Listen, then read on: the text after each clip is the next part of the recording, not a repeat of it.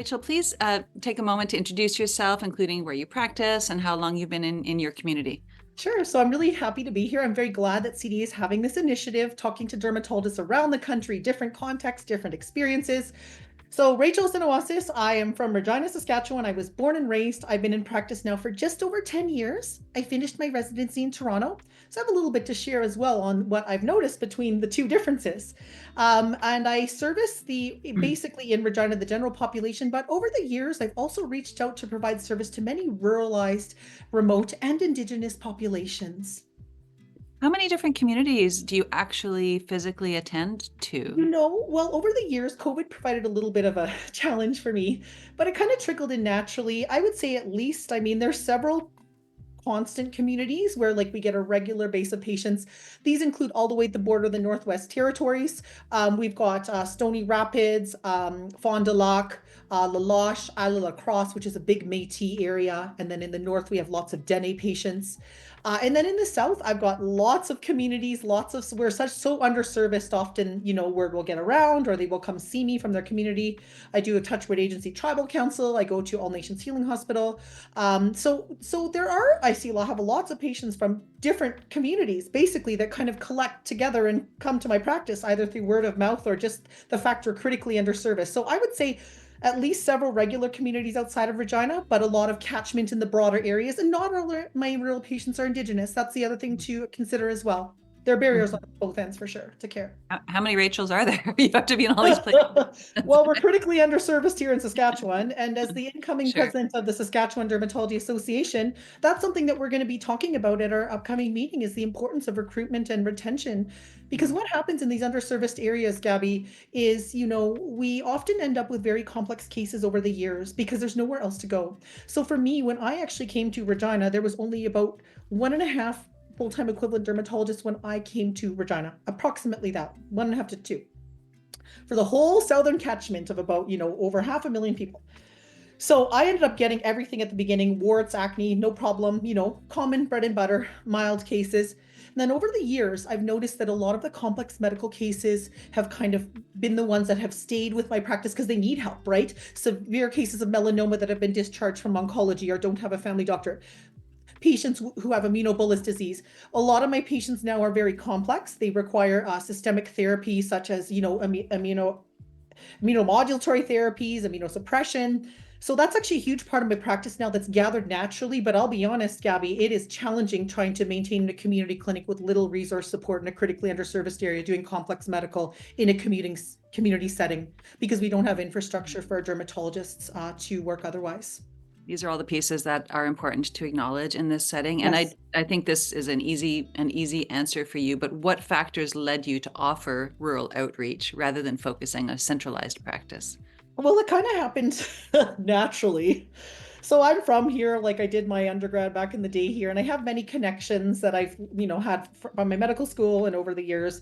And honestly, the first thing is when I come to Regina, it's normal to know we're going to get rural referrals because the Saskatchewan is very ruralized. That's the first thing. So ended up over the years just getting patients from all over, whether it's Moose Jaw, they don't have to be Indigenous communities. And then in about 2015, I connected with one of my mentors, Dr. Veronica McKinney. She's a Cree physician who's the head of Northern Medical Services through the University of Saskatchewan. Hey, Rachel, do you want to do some Northern clinics fly in? We have some doctors that have done that in the past in other specialties, all the way to Stony Rapids, which is at the border of the Northwest Territories. I'm like, okay. And around that time, I started going out to All Nations Healing Hospital in Fort Capel, where my dad's family was from and born. My dad was born just across the lake, lots of family members. So I started going there every 2 weeks just as kind of a fun thing. And then the next thing you know, we had other communities through Northern Medical Services asking to join on. So I started going up to Isle La Crosse, the big Métis community there, which also services Beauval and Buffalo Narrows. And then La Loche we picked up in the north. But now I'll be honest, since COVID, I've been focusing more on the south because we're getting more dermatologists in Saskatoon. So I have been going up to the north a lot pre-COVID, but now I'm mostly doing a lot of virtual care because I've got 10 members working in my center now. And as a result, I can't leave as much, like we've exploded, with all the initiatives going on. We've got lots of research, so I've got to be here. So I'm optimizing virtual care. I'm hoping to do more research in that area as well as work. as well as in-person care. So we have patients who fly down to see us, drive in from the southern communities, or I go to the southern communities still on a regular basis in person. I need to get back up more to the north, but I got to sort out my practice better first before I get into That's- it. It sounds like it's a combination of needs-based and interest-based for you in terms of where you're Absolutely. It's been going. evolving over the last decade for sure. Yeah. But Mhm. virtual care, again, that's something I could always speak to, but I do think that there's a role for that potentially. Yeah. 100%. But ideally, Saskatoon is the catchment for the north. Yeah. That makes sense. Yeah. Well, I mean, when you think about these communities that are so rural and so distant from a center, what Mhm. what do you think is what are the unique aspects about caring for patients in these environments? Oh, for sure. So again, we know that Canada is the world's second largest landmass. So a lot of the research we read out of these smaller countries in Europe, it's not always applicable to the practical realities that we see in our real life context in Canada. So that's the first thing. And then the second thing is, about 1 in 5 Canadians are rural. At least that's the estimates I'm aware of. So, but there's a significant proportion of the population we deal with. And one of the challenges that I do see are physical distance. That makes sense. If someone is 800, 1,000, or even just like 300 kilometers away, look at the snowstorms we had this week. You know, patients could go into the ditch. The road conditions are not good in rural areas. So that's in and of itself is common sense barrier. But then we do see other barriers as well in the community themselves. Very often there's very little access to healthcare practitioners or specialists. They might have a fly up locum, especially in some of the remote areas in the north. They might just have a nurse available. And if they're lucky, they'll have a locum physician, possibly inconsistently, maybe a weekly basis or a monthly basis or by phone call. And then not just that, other infrastructures in rural remote areas, like if we're using systemic therapy, like I prescribe methotrexate like candy, not because I want to, but because I have to. And when we are thinking about, oh dear, we got to get labs done, x-rays, we need our safety done right away, it's really challenging to organize these things in rural remote areas where there's not the facility infrastructure to perform such safety testing. Then there are Mhm. other things we see, like delayed transport for swabs for infections. So people are often over treating for things like MRSA because swabs are expired or they can't access that. We see that a lot in our Indigenous communities. Language barriers. Many of our patients up north might speak Dene as a first language. I think those are kind of some to mention, but there's so many more I could talk about, but those are kind of the main ones that I see. Yeah. Interesting. So, I mean, the flip side of the coin is what brings us to these communities. What is the rewarding aspect to you? I think for me, I grew up in Saskatchewan. A lot of the communities that I serve, I've known, I have extended family members or friends. When I was in med school, I actually spent time doing a project called Making the Links, where we spent time in these northern communities. I was in Lacrosse for, I think, 3 months. I was in Lacrosse and I was able to travel to La Loche and I was helping with primary medicine at the end of my second year. And so it's a familiar community to me. And then I knew Dr. McKinney. So I kind of organically got into that way. But what do I get out of it? I mean, it's home, it's community to me, it's familiar. I had exposure to it before I was in residency. And the other thing too is the patients are often very grateful. They have severe conditions. Like I can't tell, it's almost shocking sometimes what I see in these remote areas that are poorly documented. But often the patients are very grateful to have the help and the access that we provide them. That's so true. The gratitude is so pure and such a Yes. wonderful part And of it's our just connection. beyond that too. Like it's sometimes these cases are so shocking. It's like someone has to do something for these people. Like I can't, it's just hard for me to see like the crisis we're seeing of infected atopic dermatitis or in remote Indigenous children and youth. I can't tell you how much of a problem that I've seen over the years and my colleagues have also noted. Oh my So goodness. it's something that needs to be looked at further. Yeah. You've mentioned the unique challenges about working in these communities. You mentioned the travel issue, the access to laboratory, the lack of consistent primary care. Are there Mhm. any other unique challenges to working in these rural communities? Yeah, well, I actually have a list here that I did bring together, but I wanted to mention a couple things. I've written a little bit on this as well. So yeah, we talked about lack of infrastructure. Oh yeah, other things. Again, overcrowded housing conditions might result in increased risk of infectious disease, such as scabies or impetigo or MRSA. Sometimes, the poor access roads or fly-in is a problem. And then the other thing too is often the high rates of comorbidities that we see that are poorly controlled, and they don't have primary care access to control it. So to give you an example, I might run blood work on someone who doesn't have a family doctor, and it's like you've noticed tangibly there are problems. They might have a fatty liver, they might have anemia. And of course, these are contraindications, but it's like, who are you going to send them to? And if you do Mhm. find someone to send them, is it going to be followed because of the lack of access? So that's challenging because we know skin is a manifestation of internal and external disease. And as a result, we have to look at the whole person, and the uncontrolled comorbidities stemming into all of these determinants of health, I think, are challenges. And then the third is a lack of research and representation, or a fifth, maybe. Yeah, yeah, Yeah. and I love how the lens is being shifted a little bit so that we can get more information because we can't make policies or recommendations without information. And so, yeah. Exactly. And that's what also motivated me to go back to school to do a master's degree in clinical and translational research. It actually just coincided over COVID. But a lot of it was like there was unanswered questions in the literature. And it's like, how do we better speak to these or address these? Mhm. So that was actually part of my motivation to go back to school. Love it.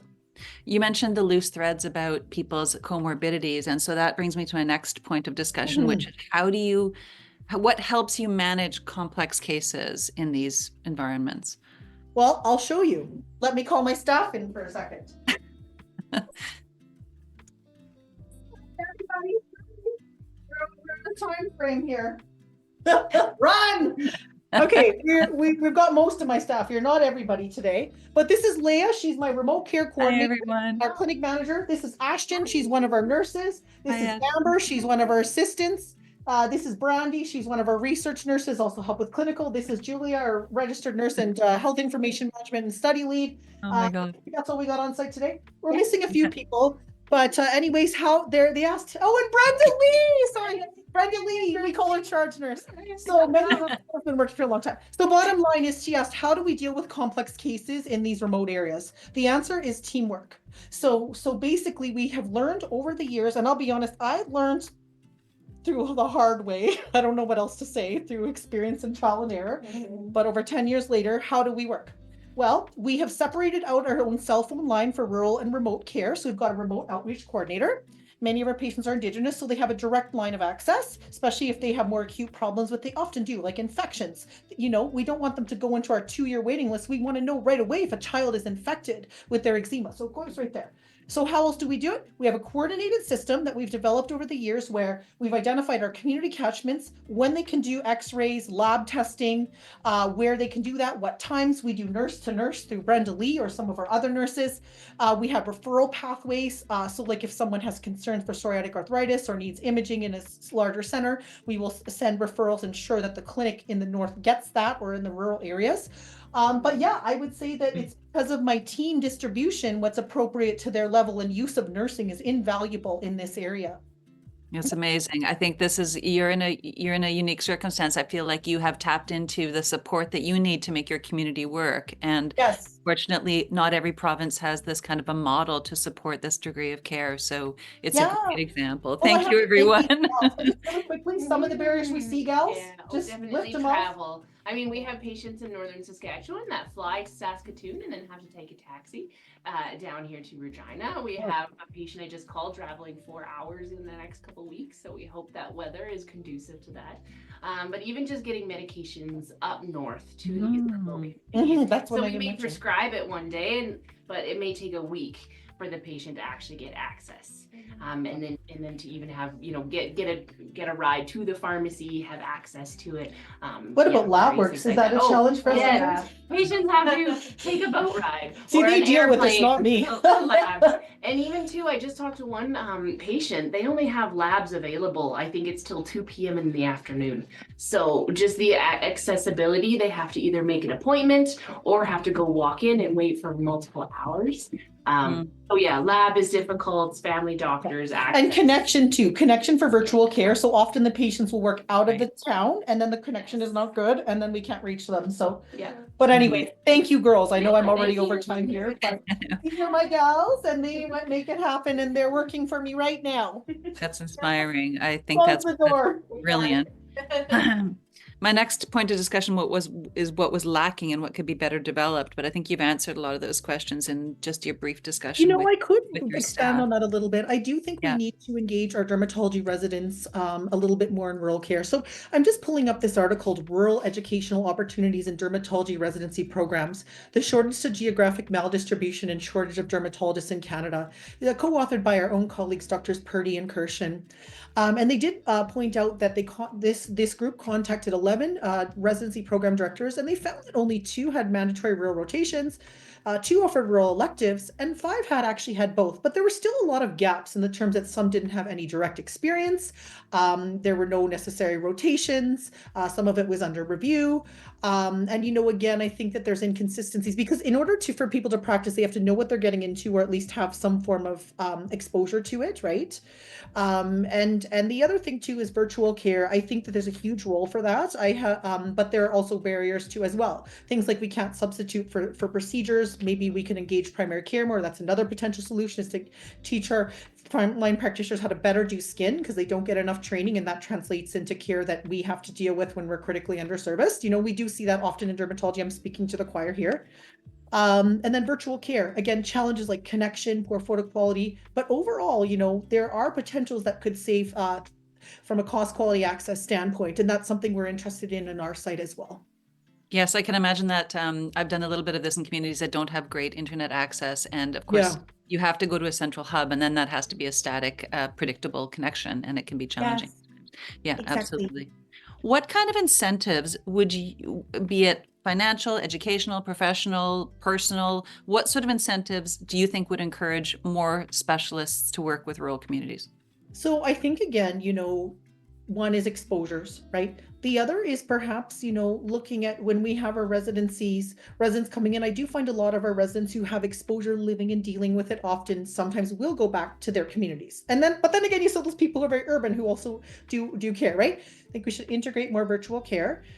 With regards to financial, I'm going to be honest with you. I personally believe that the fee-for-service system for medical dermatology does not correlate properly with complex medical cases in ruralized areas with little infrastructure. Personal experience. And I myself have worked often over 100 hours a week to make my medical practice sustain in this critically underserviced area. So I think we need to relook at our billing codes. We need to look at the different practices across Canada. It doesn't make sense to me why on a fee-for-service and high overhead in dermatology, when most of us are in community clinics, why we can get paid to scrape and spray one wart, as opposed to having a patient with a complex issue, no medical doctor, and multiple internal issues requiring systemic therapies. That doesn't make sense to me. So 100%. for me, how I make my practice work during medical is I do clinical trials.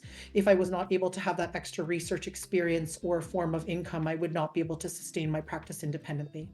Oh, that's interesting, Rachel. Big challenge.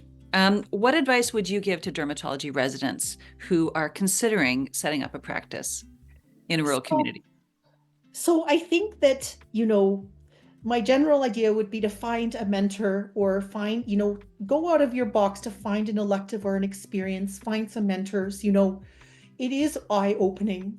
And the other thing too is spend some time doing virtual care as well, because I do think that, especially the way that where we're going in the future, especially after COVID, I think that's something that more and more of our colleagues are doing, and it can be quite efficient. And especially if we work with the right billing codes, we could potentially make that system better for people to use on a regular basis to extend access for people who are in these challenging situations.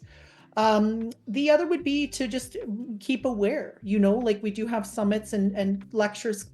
We have articles, these are something I think we should highlight again in our residency programs. But again, it is an unmet need. And then I do think we need to encourage let our residents know that there are unmet needs there and find incentives to do so. Like I said, whether that's practice sustainability or opportunities otherwise. Love it. Final question for you then, as I let you get back to your Yeah, afternoon. no worries.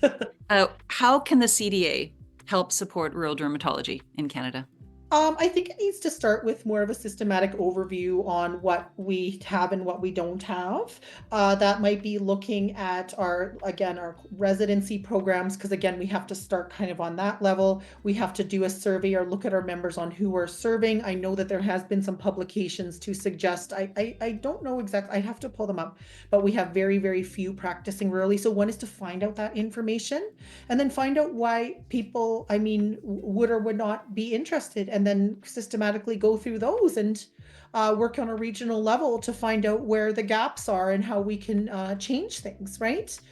Again, I think that answer is challenging because, at the end of the day, we have to be urban based, many of us. It's just the way our specialty works, There's not always room to have a dermatologist for these small communities. But at the same time, there are big catchment areas lacking people like Northern Ontario as well. And I think, again, a lot of the challenges I see my colleagues dealing with in such areas is I keep saying this, but I think it's a fee-for-service system problem. I think it's a recipe for burnout. If you're left on your own without assistance, I think we need to lobby our policy and decision makers in the province, and perhaps even on a larger level, to work to sustain the ability to have independent practice as doing medical dermatology in underserviced areas when there's very poor knowledge or structure to support that. Mm-hmm. I feel that the CDA can bring these stories together to create a snapshot across the country that this isn't just one person who's struggling to maintain care in a rural community. This is a global, national problem. Yes. And if we can bring people who do this kind of work together and characterize it well, we'll be able to have the information we need to support in the future. Absolutely. Yeah. Well, thank you, Gabby. Yeah. Thank you so much, Rachel. Lovely to see you.